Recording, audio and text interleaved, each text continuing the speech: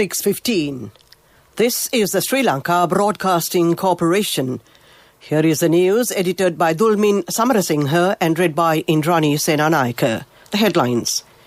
The Health Minister emphasises that the COVID eradication programme has been strengthened with the launching of vaccinations. Schools in the Western Province are to be open before the 15th of next month. The United States initiates a project to set up health rooms at schools around the country. A foreign travel ban imposed on Mohammad Riaz Badiuddin in connection with the bomb attacks at the Cinnamon Grand Hotel in 2019. In foreign news, WHO team in Wuhan visits hospital that treated early COVID cases. In sports news, cricket. Pakistan wins the first test by 7 wickets against South Africa in Karachi. Health Minister Pavitra Wanyarachi has emphasised that the COVID eradication programme has been strengthened with the launching of vaccinations. She has said that she is happy to note that steps have been taken to inoculate frontline health workers and security officials from today. While undergoing treatment at the National Infectious Diseases Hospital, Health Minister Wanyarachi has thanked all those who supported the efforts. AstraZeneca vaccinations commenced at 6 hospitals in the Western Province today, and it will be implemented covering the entire island from tomorrow for frontline and health workers and members of the security forces. Minister Professor Gil Pires says that schools in the Western Province are expected to be open before the 15th of next month with full health protective measures. Schools in the Western Province have been opened for the GCE ordinary level students at present. He said that a request would be made to the government to give priority to teachers when giving corona vaccines. The minister mentioned this to the media today after making an observation tour of several schools in the Western Province. The Education Minister observed the health protective measures at schools and the success of online education methods.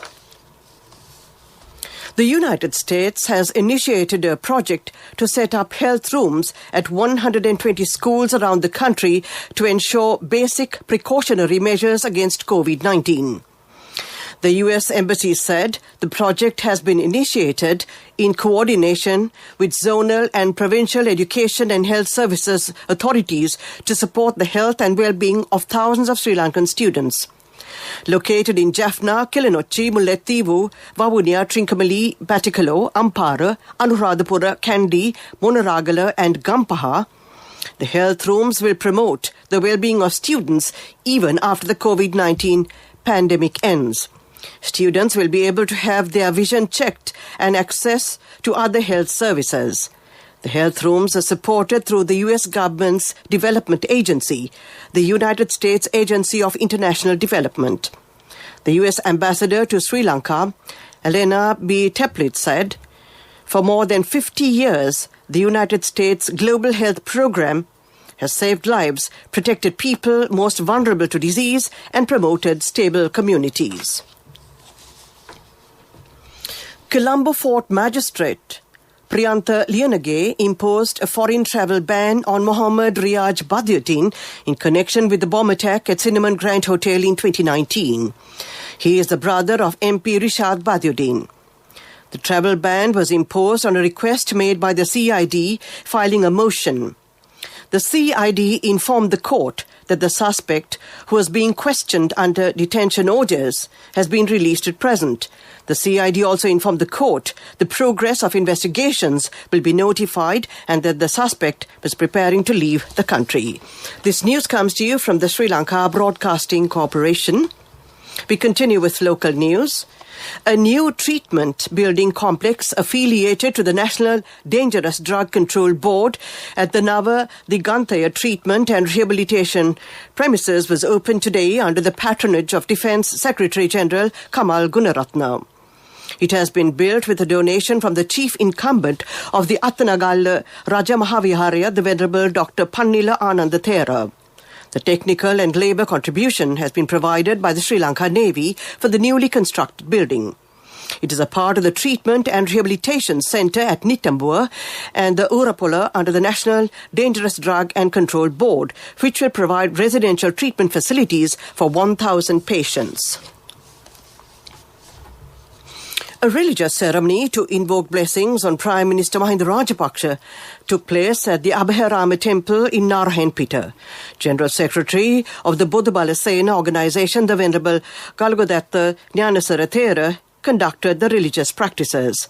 Chief monk of the Abhayarama Temple in Narayanpeta, the Venerable Muruttetwe Ananda Thera, recalled that it was Prime Minister Rajapaksa who visited the temple first as an MP, then when it came under a bomb attack. The Venerable Galgodatta Jnanasara Thera said the Venerable Muruttetwe Ananda Thera requested him to conduct the religious ceremony for ending 30 years of terrorism. Officials of the Sri Lanka Cricket have been summoned before the COPE or COPE Committee on the 11th of February. Committee Chairman Professor Charit Herath said the National Child Protection Authority has also been called before the COPE on the 12th of February, where the special audit report on the National Child Protection Authority relating to child abuse in Sri Lanka will be taken into discussion. The project of resettlement of families living in high-risk landslide zones in the district of Kandy of the Central Province is scheduled for discussion on the 24th of February. The 95th Ratana Sutra chanting organised by the Sri Lanka Broadcasting Corporation takes place this evening from the Tavalama Batahena Dharma Gavashi Temple. The Ratana Sutra chanting will be held under the guidance of the chief monk of the temple, the Venerable Nandasara Thera. It will be broadcast at 6:30 p.m. over SLBC Sinhala commercial service, City FM service and the regional services. Next, we take a look at the main news story. A mother knows the pain of each member of the family. Siddhalepa, the trusted relief for aches and pains. An effective therapy for relief from cold, sneezing, flu, headaches, swelling due to toothaches, rheumatic, discomforts, and muscular aches and pains. Siddhalepa, the Veda Mahatmya in every home. The main news story is brought to you by Siddhalepa Veda Mahatmya. A special traffic plan has been devised in view of the 73rd National Independence Day celebrations on the 4th of February. Accordingly, the vehicular movement will be restricted around Independence Square in Colombo and nearby areas. Rehearsals for the Independence Day are set to take place for 5 days from tomorrow, the 3rd of February. During this period, the special traffic plan will be effective from 6 a.m. to 1:30 p.m. Meanwhile, the vehicular movement will be limited near Independence Square from 4 a.m. to 1:30 p.m. on Independence Day. That was the main news story. Watchlight is next. The main news story was brought to you by Siddhalepa Veda Mahatmya. Brush your teeth twice a day for healthy teeth and gums. Supiriviki and Kakulu, your trusted brands in oral care for many years. Supiriviki Ayurvedic toothpaste for adults. Kakulu Ayurvedic toothpaste for kids. 9 Ayurvedic ingredients of Supiriviki will protect your teeth and strengthen your gums. Supiriviki and Kakulu, products from Siddhalepa. A look now at Watchlight. The construction of roundabouts and the installation of light signal systems will be completed within 6 months to reduce traffic congestion in major cities. Highways Minister Johnston Fernando said that Dr. Dimanta de Silva of the Morotua University is preparing a study report with a leading team of experts to reduce traffic congestion. The study report focuses on traffic congestion and how to deal with it. That was Watchlight. A bulletin of world news will follow. World News. Brought to you by courtesy of... From the first step you take till the time we meet, the trusted leader prioritizes you always. All you need under one roof. People's Leasing, the trusted leader. World News headlines. WHO team in Wuhan visits hospital that treated early COVID cases. European Commission chief says AstraZeneca contact must be published. Pakistan government appeals against acquittal of men convicted of beheading the US journalist Pearl. A World Health Organization-led team of experts investigating the origins of COVID-19 today visited a hospital in the Chinese city of Wuhan that was one of the first to treat patients in the early days of the outbreak. After meeting with Chinese scientists earlier in the day, the team went to the Hubei Provincial Hospital of Integrated Chinese and Western Medicine. Director of the hospital's Department of Respiratory and Critical Care, Zhang Jian, has been cited by state media as the first to report the novel coronavirus. The head of the European Commission, Ursula von der Leyen, has called for the EU's vaccine contract with drug maker AstraZeneca to be published. In a growing row over reduced supplies, the contract signed in August contained binding orders, she told German radio, and she demanded plausible explanations for the hold-ups. UK-Swedish AstraZeneca is blaming production delays at 2 plants. Its vaccine is expected to be approved by the EU medicines regulator later. Pakistan's government today petitioned the Supreme Court to review its decision to free an Islamist and his co-accused convicted of kidnapping and beheading US journalist Daniel Pearl. The court yesterday acquitted British-born Ahmed Omar Saeed Sheikh and his co-accused, who had been convicted in 2002. Pearl was investigating Islamist militants in Karachi when he was killed. To end this bulletin of world news, the headlines again. WHO team in Wuhan visits hospital that treated early COVID cases. European Commission chief says AstraZeneca contract must be published. Pakistan government appeals against acquittal of men convicted of beheading the US journalist Pearl. That ends this bulletin of world news. Development news is up next. World News. Brought to you by courtesy of... From the first step you take till the time we meet, the trusted leader prioritizes you always. All you need under one roof. People's Leasing, the trusted leader. On to development news.